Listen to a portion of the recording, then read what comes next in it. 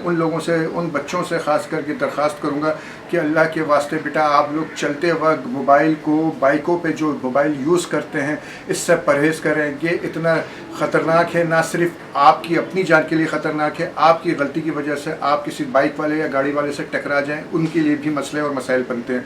तो अगर बहुत ज़्यादा इमरजेंसी है, बहुत है, तो आप साइड में रोकें और मोबाइल पे मैसेजिंग कर लें या मोबाइल पे बात कर लें। मगर अब तो हमारे यहाँ जहलत इस उरूज पे पहुँची हुई, अच्छे पढ़े लिखे स्टूडेंट जो यूनिवर्सिटीज़ और कॉलेजेस के हैं वो तक जो है मैंने देखा है कि जो है मोबाइल पे जो है मैसेजिंग करते हुए जा रहे होते हैं।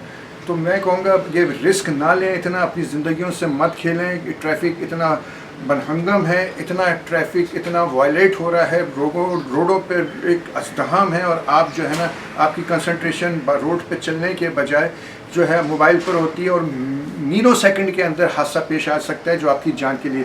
और ये भी मैं बताऊं, ऐसे भी 2-3 हादसे देखे हैं जिनके हादसात हुए हैं, वो अपने साथ साथ दूसरों के लिए भी वज़ाब जान बने हैं। माँ बाप के लिए परेशानी का बायस बनते हैं, आपके लिए परेशानी का बायस बनते हैं। अगर कोई ऐसी इमरजेंसी है साइड में रुक कर लें। अल्लाह के वास्ते मैं हाथ जोड़ रहा हूँ कि आप जो है ना बाइकों पे इस तरह करते हुए ना जाएं, ख़ास करके फूड पांडा वाले और दूसरे TCS वाले अगर ये हरकतें करते हुए जा रहे होते हैं तो इनसे परहेज़ करें, गुरेज करें, अपने पर रहम करें, सामने वालों पर रहम करें।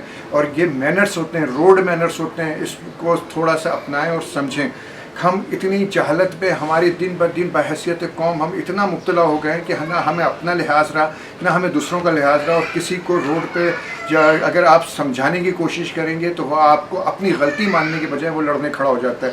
तो भाई जब तक आप अपनी गलती को मानेंगे नहीं तो आप उसकी इस्लाह कैसे कर सकते हैं। सिर्फ ये 2 मैसेज देने थे, इस पर खुदा के लिए सोचें, अमल करें, अपनी भी जान की हिफाजत फरमाएँ और दूसरे को भी इस हादसे से मुब्तला होने से बचाएँ। जज़ाकल्लाह, शुक्रिया।